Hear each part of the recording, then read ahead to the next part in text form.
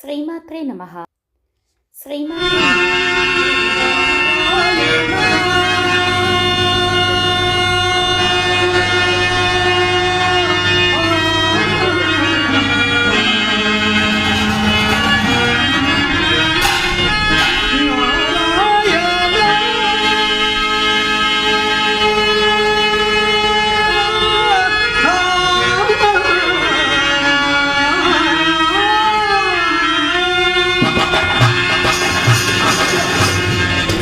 సత్వరమే కైలాసమునకేగి ఈ భూలోకంలో జరిగే ఘోర విపత్తులను గూర్చి పార్వతీ పరమేశ్వరులకు విన్నవించదగా.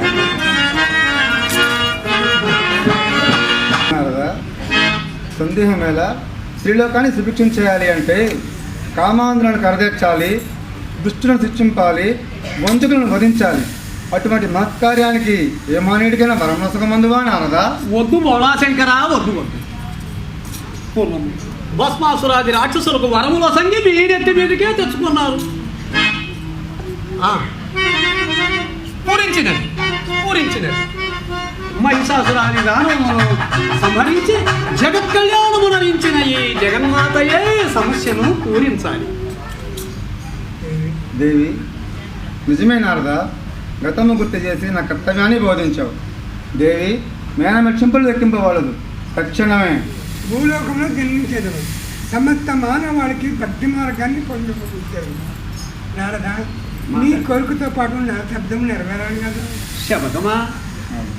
ఎవరి మీద ఎందులకు తల్లి? గంధర్వలోకమున ప్రజాపతి సోమదత్తుల కూతురు కీర్తి కన్య నాంశను జన్మించినదే. ఒకనొక సమయమున నీచే తృణీకరించబడిన నా ప్రేమ ఈ లోకముననే కాక ఏ లోకమున నీవు ఎందుగాగిన వెంటాడి తీరుతుంది. ప్రతి పరతి నోచుకునే పుణ్య ప్రసారితమైన మంగళ సూత్రాన్ని నీకు దూరం చేస్తాను. ఆ కారణంగా భూలోకమున జన్మించి ఏ సుఖమును నోచుకొనక కన్యగా మిగిలి అగ్నికి ఆహుతైపోతాం. ఇదే నా శాపాగ్ని.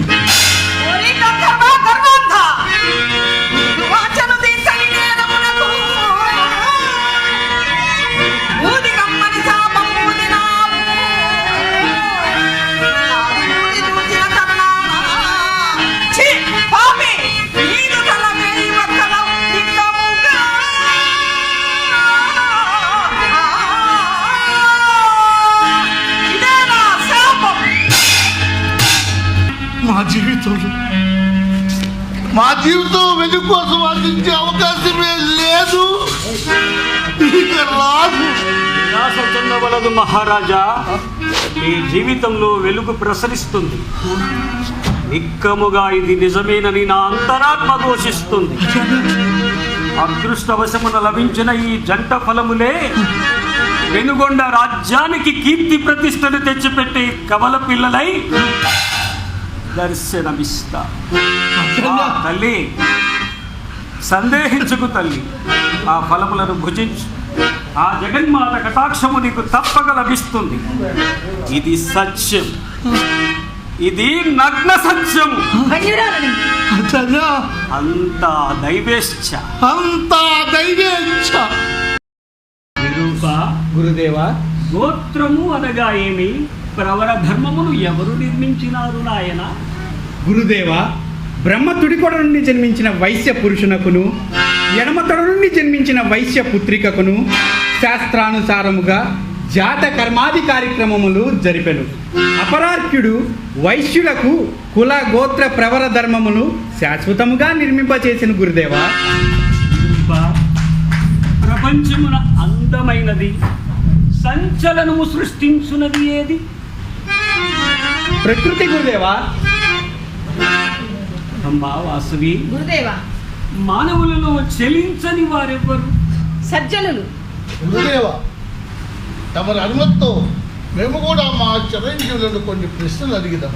అవశ్యం. అమ్మా వాసవి, అమ్మా, సర్వజీవులకెళ్ళ ఉత్తమ జీవి ఎవరు? మానవుడు. అదెట్లు తండ్రి? శతకోటి జీవరాశులలో మంచి చెడు గ్రహించగలిగిన శక్తి ఒక్క మానవునికే ఉంది.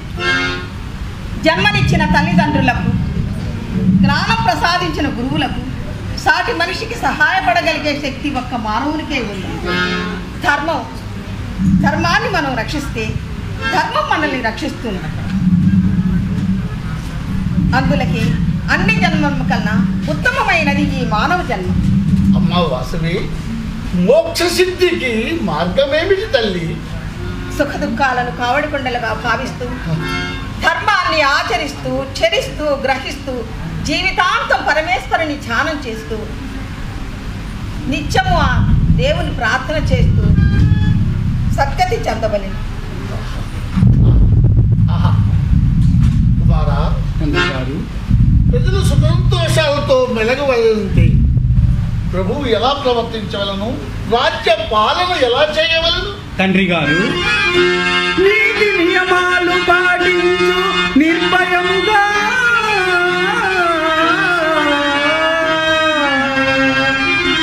ధర్మ మార్గానువర్తివై ధరణి నడుచు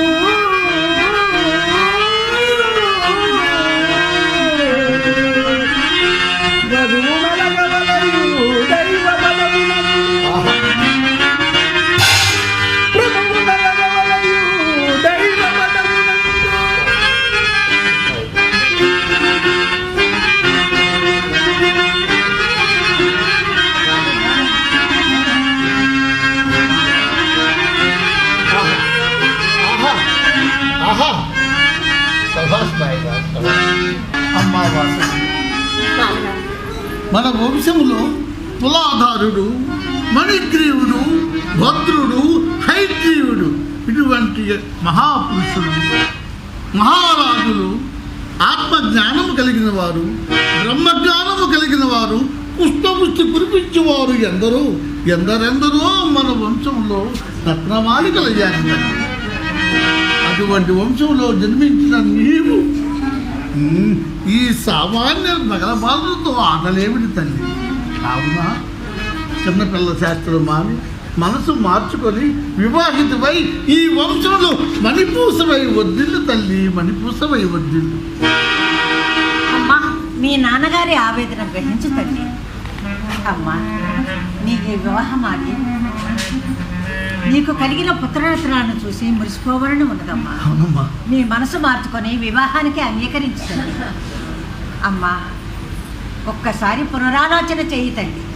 అమ్మా, వివాహం ఆడటం నేరము కాదు, ధర్మ విరుద్ధము కాదు, సదాచారమే.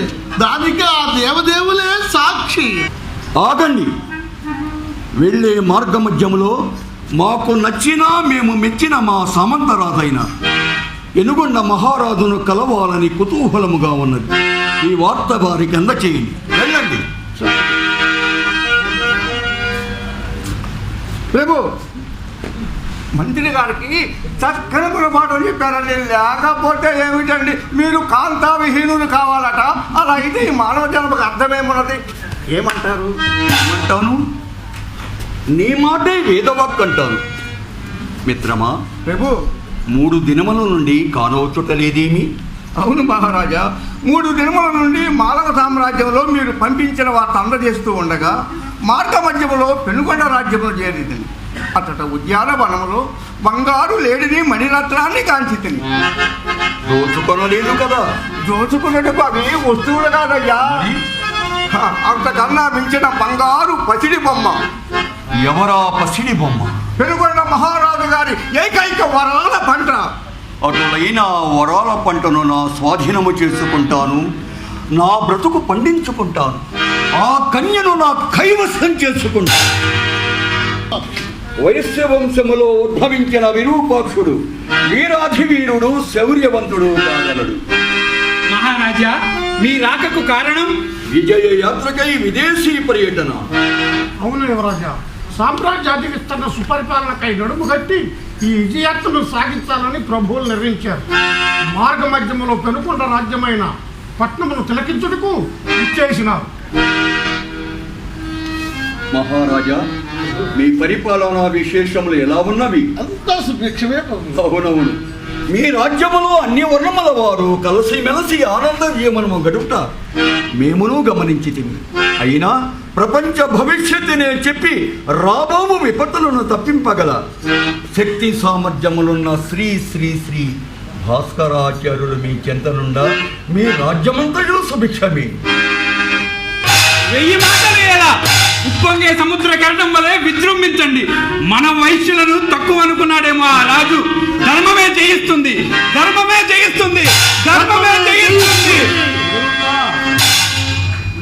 ఇటువంటి విషమ పరిస్థితుల్లో ఆవేశము ఎంత మాత్రము పనికిరాదు. ఆవేశానికి అడ్డుకట్ట వేసి ఆలోచనకు పదును పెట్టండి. అప్పుడే సమస్యకు పరిష్కారం దొరుకుతుంది. ముళ్ళును ముళ్ళుతోనే తీయాలి, వజ్రాన్ని వజ్రంతోనే కోయాలి. వజ్రాన్ని వజ్రంతోనే కొయ్యాలి. వాసవి తల్లిదండ్రులతో 102 గోత్రముల వారు అగ్ని ప్రవేశము గావించి ఉన్నారు. ధర్మ కంకణము ధరించి తొలుతగా అగ్ని ప్రవేశము చేసిన వారు కుబేర పాత్రులు, ధర్మశ్రేష్ఠి వంశస్థులు, గణపతి శ్రేష్ఠి దంపతులు. అగ్ని ప్రవేశము చేసిన 102 గోత్రముల వారికి నాగేశ్వర స్వామి వారి మంటపంపై ఉన్న గాలి గోపురం నవరత్న మణిఖచిత సువర్ణ గోపురము వలె కనిపించినదట.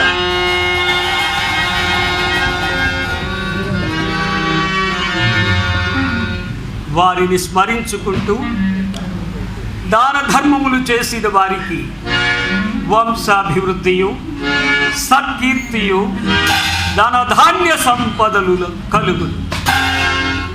ఈ రోజు నుండి ఆర్యవైశ్యులు 1 సంఖ్యకు బదులు లాభం, ధనధ అని ఉచ్చరించవలెను.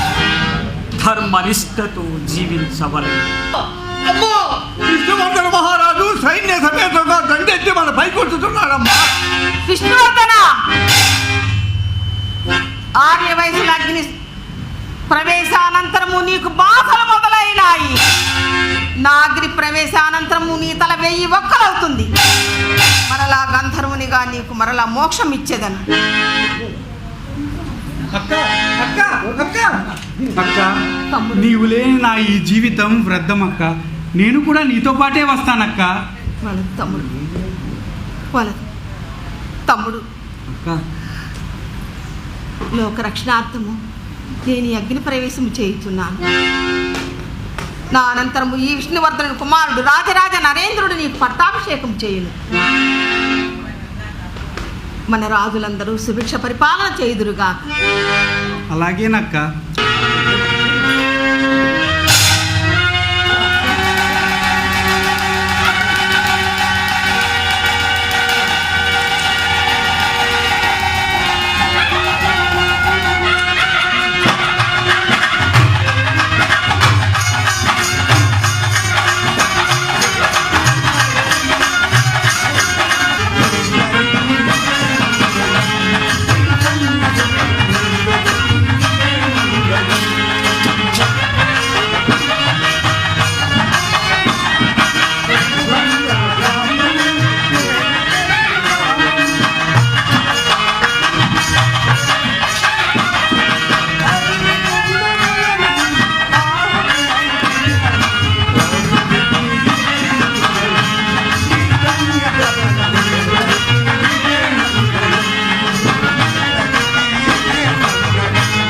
గౌరవనీయులు పెద్దలు అందరూ కూడా ఈ సంస్థని కొన్నాళ్ళ పాటు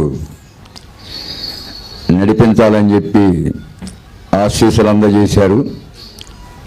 కన్యకా పరమేశ్వర నాటకాన్ని ప్రదర్శించమని అడుగుతూ ఉన్నారు.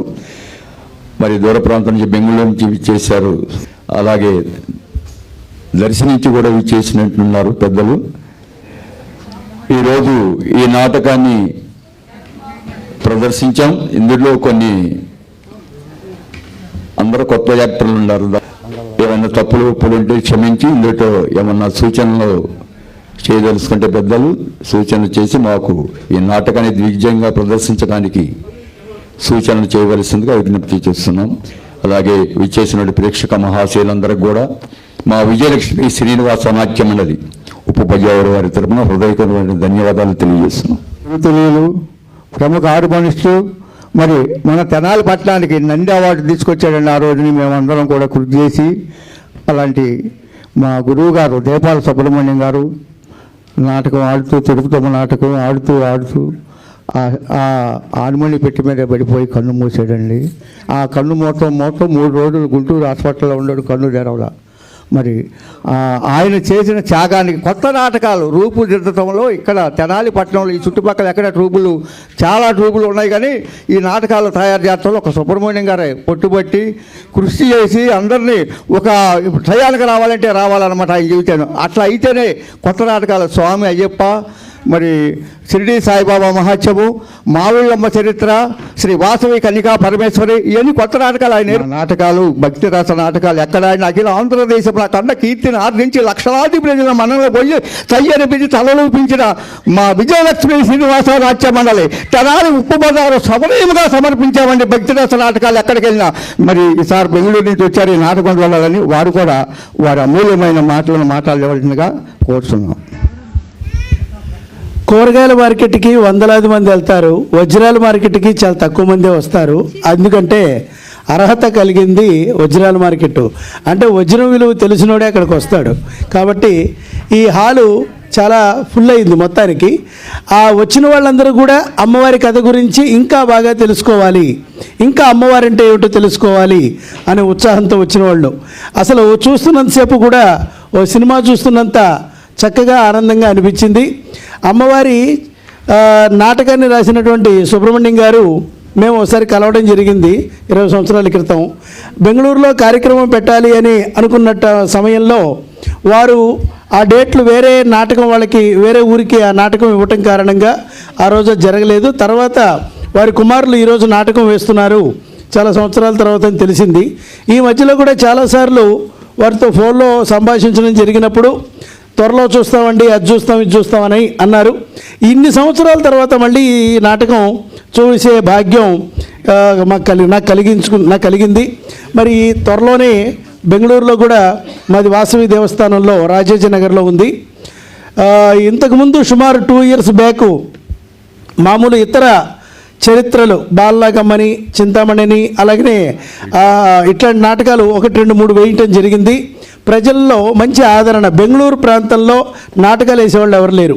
ఇక్కడి నుంచి తెనాలి నుంచే అక్కడికి వచ్చి వేస్తారు. అది చాలాసార్లు ఇటు విజయవాడ వాళ్ళు, ఒకసారి ఏలూరు వాళ్ళతో కార్యక్రమాలు చేయించాము. అంటే వాసవిది కాదు, ఇతరత్ర. ఈసారి వాసవిది చేయించాలని సాయి గారితో మాట్లాడడం జరిగింది. ఒకసారి రండి, చూడండి, మా కళాకారుల యొక్క కళ చూసి ఆ తర్వాత మీరు నిర్ణయం తీసుకోండి అని అన్నారు. చాలా అద్భుతంగా ఉంది. ఒక్కొక్కళ్ళు 2 క్యారెక్టర్లు. నేను ఆశ్చర్యపోయాను. ఆ చిత్రకంఠుడు, విష్ణువర్ధనుడు, అలాగే కీర్తికన్య, వాసవి. ఆ చూస్తున్నంతసేపు కూడా సంభాషణ అంత బాగా జరిగింది. అంటే ఇక ఆమె ఆ శాపం ఇచ్చింది అంటే పడిపోవాలన్నమాట. అసలు ఆ ఆ యొక్క కళాకారులు చేసినటువంటి నటన అనేది చాలా అద్భుతమైనటువంటి ఇదండి. తెనాలి ఎప్పటి నుంచో కూడా కళాకారులకి పుట్టినిల్లు. అలాంటి ఈ కళా సదనంలో వాసవి మాత చరిత్ర అనేది చాలా అద్భుతంగా వాళ్ళు చూపించారు. ఇది చూస్తున్నంతసేపు కూడా అప్పుడే అయిపోయిందా అని అనిపించేట్టుగా ఉంది. కానీ నాకైతే చాలా ఆనందంగా అనిపించింది.